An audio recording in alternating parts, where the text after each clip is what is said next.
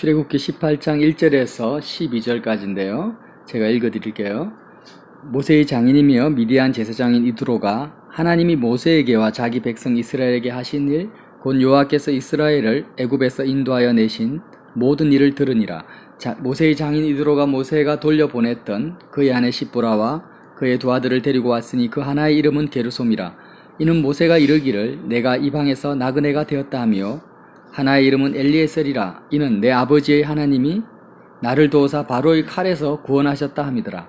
모세의 장인 이드로가 모세의 아들들과 그의 아내와 더불어 광야에 들어와 모세에게 이르니 곧 모세가 하나님의 산에 진친 곳이라. 그가 모세에게 말을 전하되 내 장인 나 이드로가 내 아내와 그와 함께한 그의 두 아들과 더불어 내게 왔노라. 모세가 나가서 그의 장인을 맞아 절하고 그에게 입맞추고 그들이 서로 문안하고 함께 장막에 들어가서 모세가 여호와께서 이스라엘을 위하여 바로와 애굽 사람에게 행하신 모든 일과 길에서 그들이 당한 모든 고난과 여호와께서 그들을 구원하신 일을 다 장인에게 말하매 이드로가 여호와께서 이스라엘에게 큰 은혜를 베푸사 애굽 사람의 손에서 구원하심을 기뻐하여 이드로가 이르되 여호와를 찬송하리로다. 너희를 애굽 사람의 손에서와 바로의 손에서 건져내시고 백성을 애굽 사람의 손 아래서 건지셨도다. 이제 내가 알았도다. 여호와는 모든 신보다 크심으로 이스라엘에게 교만하게 행하는 그들을 이기셨도다 하고 모세의 장인 이드로가 번제물과 희생제물을 하나님께 가져오매 아론과 이스라엘 모든 장로가 와서 모세의 장인과 함께 하나님 앞에서 떡을 먹으니라. 아멘. 이제 결론부터 말씀드리면은요. 지금 모든 선민들에게는 모세뿐만 아니라 저와 여러분에게도 똑같이 해당되는데요. 모든 선민에게는 두 아들이 있어야 합니다. 두 아들이 있어야 되는데 그 한 아들의 이름은 게르솜이고 다른 하나의 이름은 엘리에셀이에요. 그러니까 저와 여러분도 아들을 낳아야 되고 우리의 삶에도 게르솜과 엘리에셀이라는 아들이 있어야만이 선민이 될 수가 있고 선민이라 할 수 있다는 거예요. 결론적으로. 그리고 이렇게 게르솜과 엘리에셀의 두 아들을 가진 자만이 실제로 복음을 전할 수 있습니다. 오늘 장인 이드로가 모세에게 소식을 들었어요.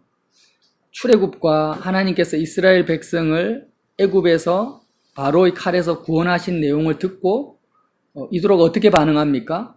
10절에 보면 여호와를 찬송하리로다. 너희를 애굽 사람의 손에서와 손 아래에서 건지셨다. 여호와는 모든 신보다 크시다. 이스라엘에게 교만하게 행하는 그들을 이겼다 하면서 여호와를 찬양하고 여호와가 행한 구원을 높입니다. 그러니까 우리도 똑같다라는 거죠. 우리도 모세처럼 만약 우리의 삶 속에 게르솜이라는 아들이 있고 엘리에셀이라는 아들이 있다면 우리도 모세처럼 간증할 수 있고 우리의 간증을 들은 사람들은 여호와를 찬송하게 된다라는 거예요. 그래서 영적인 의미에서 게르솜과 엘리에셀의 의미가 뭔가를 한번 이 시간에 나누고 싶습니다. 한번 보세요. 18장의 구조를 보면은 처음 앞장 1절에 보면 모세의 장인이 이스라엘에게 하신 여호와의 일들을 들었다 이렇게 기록이 되어 있어요. 이 기록이 되어 있고 갑자기 좀 뚱딴지 같이 모세에게는 두 아들이 있다. 이제 이드로가 두 아들을 데려왔잖아요. 근데 그 아들의 이름의 뜻을 말합니다. 이름의 뜻을 말하는데 성경에 보면은요, 요셉의 아들 므낫세와 에브라임, 요셉의 인생 전체를 두 아들의 이름 속에 함축하고 있습니다. 이처럼 아들의 이름을 지을 때 유대민족에서는 자신이 낳은 아들이잖아요. 자신의 삶의 열매란 말이에요. 아들이 대를 이어가야 되고 자신을 다 이어간다는 말이에요. 그러니까 이 아들의 이름을 지을 때는 자신의 삶의 열매를 상징하는 그 이름의 뜻을 부여하는 것이 대부분이에요. 그래서 모세는 자신의 인생을 딱 두 가지로 표현한 거예요. 게르솜과 엘리에셀. 게르솜은 어떤 뜻입니까? 모세가 이르기를 내가 이방에서 나그네가 되었다라는 뜻이 게르솜이라는 뜻이에요. 게르솜. 또 엘리에셀은 내 아버지 하나님이 나를 도우사 바로의 칼에서 나를 구원하셨다. 하나님이 나를 구원하셨다라는 뜻이에요. 자, 한번 게르솜을 한번 생각해 봅시다. 모세가요, 이집트 왕자였잖아요. 왕자면은 왕이 될 수 있는 가능성이 왕이 계승자입니다. 그 왕이 계승자 하면은 모세가 유대인의 그 혈족이라고 하지만 사실 모세가 태어나기 430년 전부터 조상들이 그 땅에서 살아왔어요. 그러면 지금 내 조상이 400년 이상 그 땅에서 살았다면 그 땅은 이방 땅이 아니에요. 도저히 이건 이방 땅이 될 수가 없는 거예요. 그죠? 만약에 제가 미국으로 이민 가서 제가 미국 이민 가서 시민권을 얻었어요. 시민이 된 상태에서 제 아들 또 손자의 또 손자애가 400년이면 몇 대예요? 최소한 8대, 10대가 쭉 살았는데 나는 미국 사람 아니다. 말할 사람이 아무도 없는 거예요. 그죠? 그러니까 모세의 본국은 어디냐면 애굽입니다. 그건 두말할 나위가 없어요. 모세의 국가입니다. 국가, 민족이고. 거기다가 특별히 모세는 왕자라는 거예요. 그 나라의 왕이 될 수 있는 사람인데 얼마나 애굽의 문물과 교육과 역사를 배웠겠습니까? 그러면 자, 모세 입장에서 애굽을 떠난다? 이집트를 벗어난다라는 것은 상상을 할 수가 없는 거죠. 우리는 자꾸 어떤 모세 입장에 생각을 안 해요. 자꾸 출애굽을 생각할 때. 근데 모세 입장에서 생각해 보면 이집트를 떠난다라는 거는요, 꿈을 꿀 수가 없는 거예요. 그래서 모세는 어떻게 했냐면 이제 내가 왕자니까 불쌍한 다민족 국가잖아. 애굽은 이스라엘 민족만 있는 게 아니에요. 다른 여러 민족이 있으니까 미국 같은 그런 나라라 보면 돼요. 단일 민족은 우리나라 외에 전 세계에 몇 개 없습니다. 그러니까 내가 속한 나의 가문, 나의 민족을 좀 더 이집트에서 부강하고 자유할 수 있는 민족이 되게 하겠다라는 사명의식을 가지고 있었던 거예요. 그래서 자기가 왕자로서 권력을 가지고 이집트를 개혁해야 되겠다. 이집트를 변화시켜야 되겠다. 이런 생각을 가지고 살았지. 내 민족 전체를 애굽에서 이집트에서 다 빼내서 다른 나라로 이동시켜야 되겠다. 이런 생각은요. 상상을 할 수가 없는 생각이에요. 근데 하나님이 어떻게 하셨어요? 모세 자체를 갑자기 하루아침에 사람을 죽이게 하시고 죽이게 돼버린 거죠. 죽이게 하신 게 아니라. 그래서 하루아침에 왕자에서 살인자로 바뀌어버려요. 모세의 인생의 신분이 하루아침에 왕자에서 도망자로 바뀌어버리고 이집트에 뺄 수 없는 그 이집트의 민족성에서 타국의 나그네로 바뀌어버려요. 모세의 인생이 이렇게 바뀌어버려요. 왕자면 얼마나 추종하는 신하들이 많았고 권력자들, 친구들이 얼마나 많았겠어요. 근데 하루아침에 왕따가 되어버리면 왕따 정도가 아니에요. 한번 상상을 해보세요. 얼마나 엄청난 트라우마에 빠졌겠어요. 그래서 막 혼자 누구를 데리고 간 것도 아니야. 어떤 조직을 데려간 것도 아니고 홀홀단신 광야로 나가서 나그네가 된 거예요. 타국의 나그네가 된 거예요. 자, 이 역사가 뭐냐면은 하나님이 자신의 인생에 행하신 너무나 중요한 신앙 고백이라는 것입니다. 이 이름이 뜻이 뭐라고요? 게르솜이라는 거예요. 게르솜. 자, 제가 하나님을 만나는 모든 사람의 인생에서는요, 그 아들이 있습니다. 아들이라는 것은 결혼을 했다 안 했다가 중요한 게 아니라 여자든 남자든 할머니든 어린아이든지 간에 예수님을 만나는 모든 사람에게는 그 삶의 열매가 있다라는 거예요. 그 열매, 게르솜이라는 열매가 있어요. 어떤 열매요? 이 세상과 분리되어지고 이 세상 사람들과 모든 것이 끊어지는 그 게르솜이라는 아들이 없이는 선민이 될 수가 없어요. 그건 분명합니다. 예를 들어서 저 같은 경우는 하나님을 믿는다고 했지만 중학교, 고등학교 시절에 이 게르솜을 경험했어요. 제가 세상에 고등학교 시험에 떨어졌단 말이에요. 여러분 고등학교 시험에 떨어진 사람 봤어요? 대학 시험에 떨어진 많이 봤죠. 근데 제가 고등학교 시험에 떨어졌단 말이에요. 상상도 할 수 없는 일이 인생이 벌어진 거예요. 아무도 예측을 못했어요. 왜 떨어졌는지도 모르겠어요. 떨어지고 나서 좋은 고등학교 못 가고 아주 후진 고등학교를 버스 2번 타고 가는 아주 후진 고등학교에 간 거예요. 갔더니 완전히 내가 상상도 할 수 없는 그 학교, 공립학교지만 문화 속에서 완전 제가 게르솜이 된 거예요. 와, 이런 데서 어떻게 공부를 하나.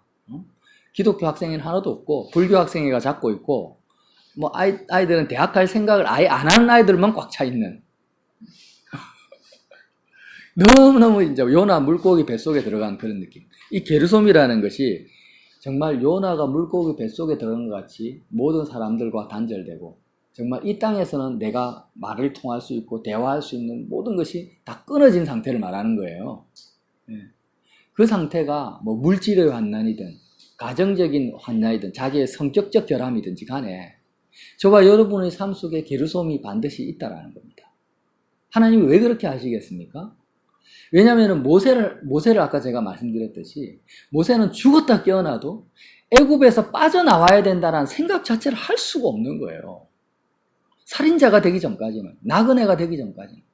모세의 생각은 항상 어디에 박혀 있습니까?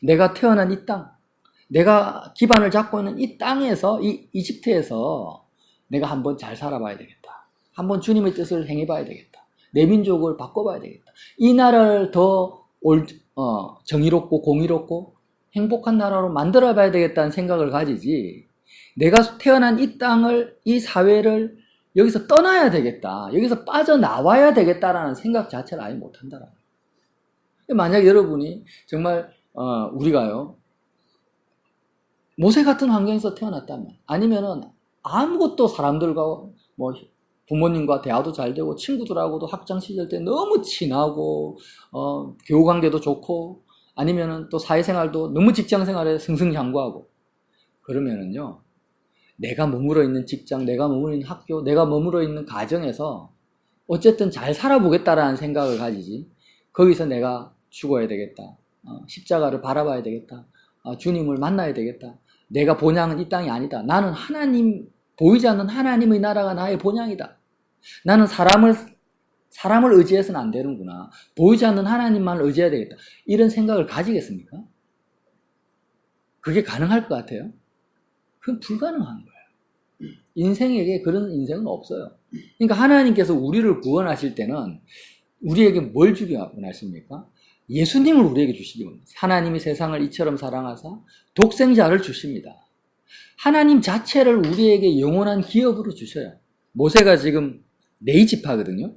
네 지파면은 기업이 있어요, 없어요? 없어요. 네 지파만 기업이 없는 게 아니라 이스라엘 백성의 대표 지파라는 거예요. 장자 지파. 그러니까 선민들은 이 땅에는 기업이 없는 사람, 이 땅에서는 소유가 없는 사람이에요. 하나님만이 기업이에요. 선민들은 말 그대로 선택된 민족, 하나님 나라의 백성이죠.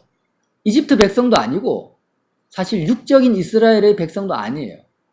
영원한 하나님 나라의 백성이 돼야 되고 하나님만이 기업이 돼야 되는데, 눈에 보이는 모든 좋은 것들에 사로잡혀 있는 이 죄악된 인생이 어떻게 거기서 떠나야 되겠다, 내가 나그네다, 나의 본질은 이 땅에서 나그네야, 나는 나의 본향은 하나님 나라, 이렇게 생각할 수가 없는 겁니다. 그래서 사실은 사람들은 그렇게 생각해요.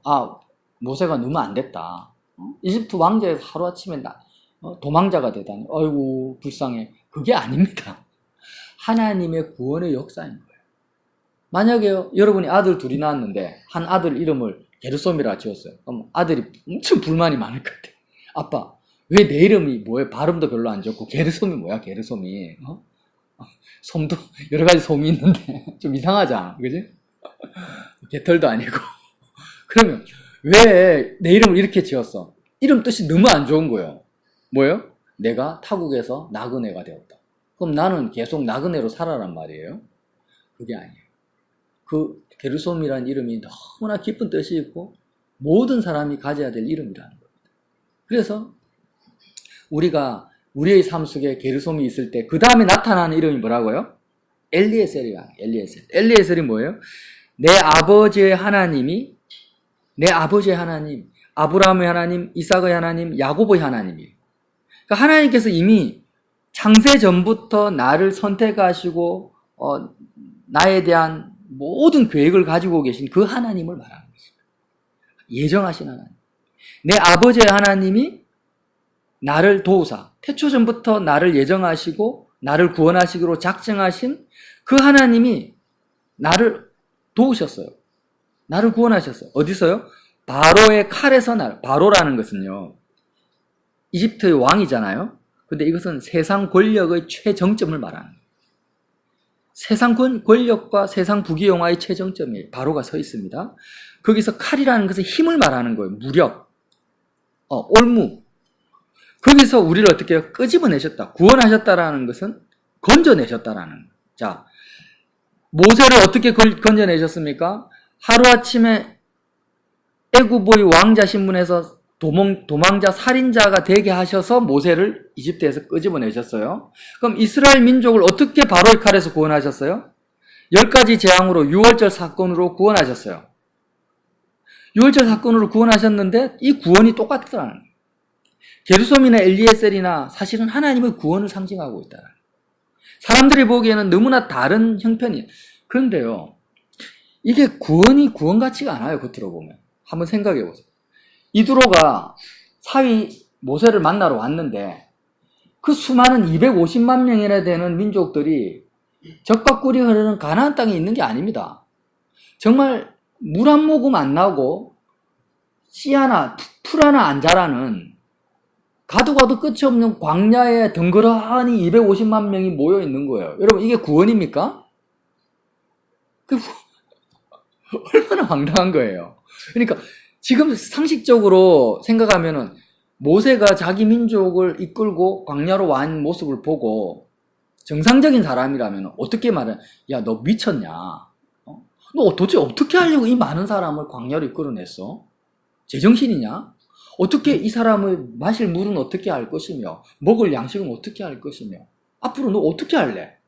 뒤에는 애굽이고 앞에는 가나안 땅인데 가나안 철기 문화를 가진 강력한 가나안 7족속이 버티고 있는데 너희는 광야에서 지금 앞으로 어떻게 살래? 쉽게는 계획을 한번 말해봐. 답이 없는 거예요. 이게 구원이 아니고요.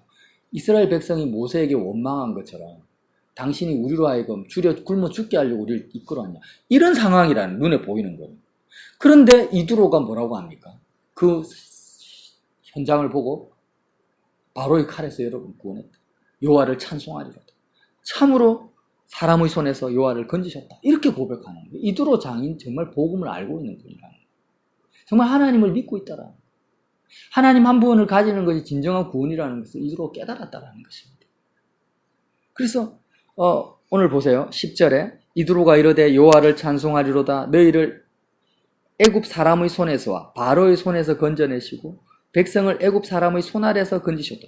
여기서 우리가 주목해야 될 건 손입니다. 손. 손은 뭐예요? 권력을 의미하고 힘을 의미하고 행위를 의미하죠. 그러니까 사람의 손에서 우리를 건지시는 거예요. 여러분, 우리에게 게르솜이라는 이름을 주시는 이유는 내가 이방 땅에서 나그네가 되게 하셨다는 것은 뭐냐면 사람의 손에서 건지시는 거예요. 자, 이 의미를 여러분 우리가 깊이 묵상해야 될 필요가 없어요. 예를 들면 이런 거예요.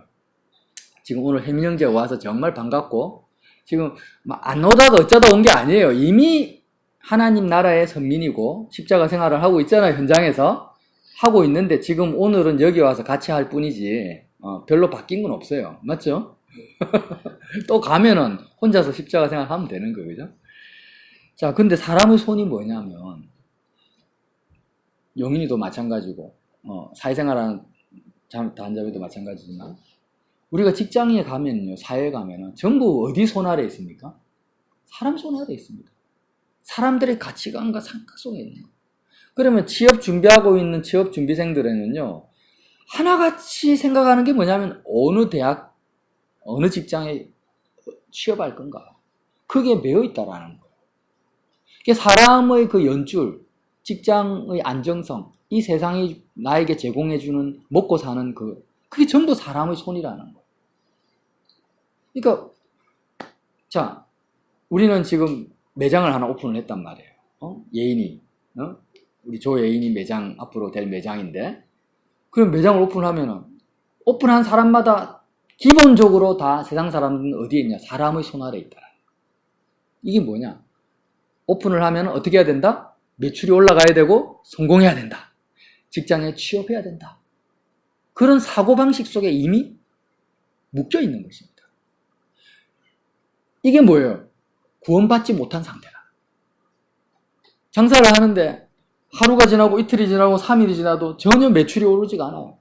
내가 원서를 이 회사 저 회사 한 10군데 20군데였는데 아무도 오라는 데가 없어요. 그러면 사람들은 어떻게 해요? 덜덜 떨어요.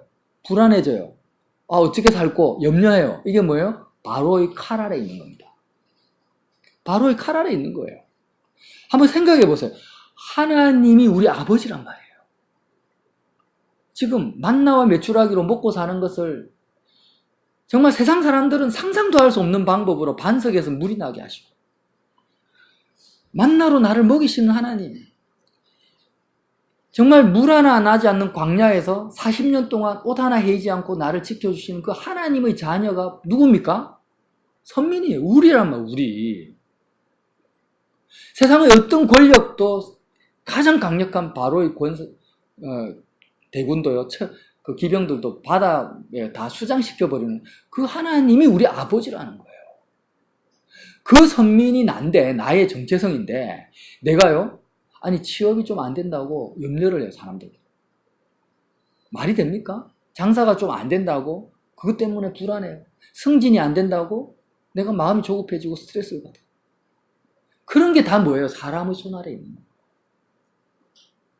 이것을, 여기서 우리를 구원하셨다라고 이두로가 찬양을 합니다. 어떻게 해요? 게르손과 엘리에셀이라는 아들을 주신데, 게르손과 엘리에셀의 아들이 뭐예요? 그의 아들을 주신데 예수 그리스도라는 것입니다. 게르손과 엘리에셀이 우리에게 아들을 주셨는데 그 아들의 이름이 뭐예요? 우리를 구원하신다라는 뜻인 예수님이라는, 예수라는 이름이라. 예수라는 것입니다. 예수라는 이름을 두 가지로 쫙 나누니까 게르손과 엘리에셀이고, 그것을 다시 의미를 재해석한다면 십자가에서 죽으심과 부활하십니다. 여러분, 그 이름이 우리에게 있습니까? 나의 삶 속에 게르손과 엘리에셀이 있습니까? 과거에 한번 있었다가 아니라 지금도 있어야 되고 앞으로도 있어야 됩니다.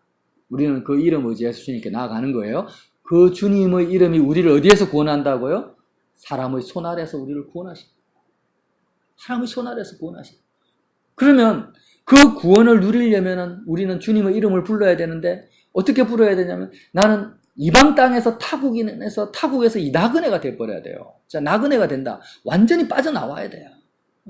모든 사람들은 취업 걱정하고, 모든 사람들은 결혼, 시집, 장가 걱정하는데, 앞으로 노후생활 걱정하는데, 장사 되냐 안 되냐 걱정하는데, 나는 거기에 속해서는 안 돼요. 거기서 나는 타국이 되고 완전 나그네가 돼버려요. 빠져나와 버려야 돼요. 죽어버려야 돼요.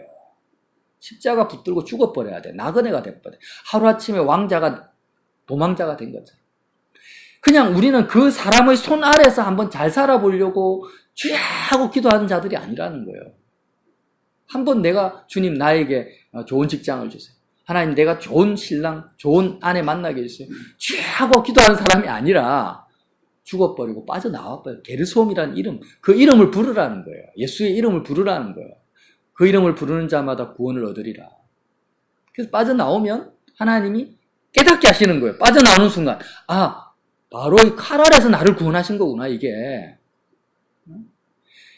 그러니까 한마디로 취업이 되든 안 되든, 장사가 되든 안 되든, 내 앞으로의 인생길이 어떻든지 간에, 사람들이 나를 어떻게 이야기하든지 간에, 내가 거기에서 자유하고 거기로부터 내가 자유함을 느낄 때 나는 이두로처럼 하나님을 찬양하게 된다.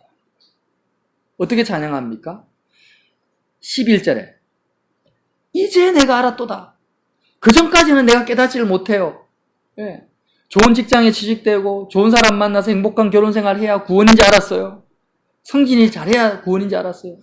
그런데 예수님의 이름을 내가 부를 때 내가 진정한 구원을, 사람의 손 아래에서 건지시는 하나님의 구원이 뭔지를 내가 경험했을 때 이제 내가 아는 거예요. 그때야 내가 진짜 하나님의 구원이 뭔지를 아는 거예요.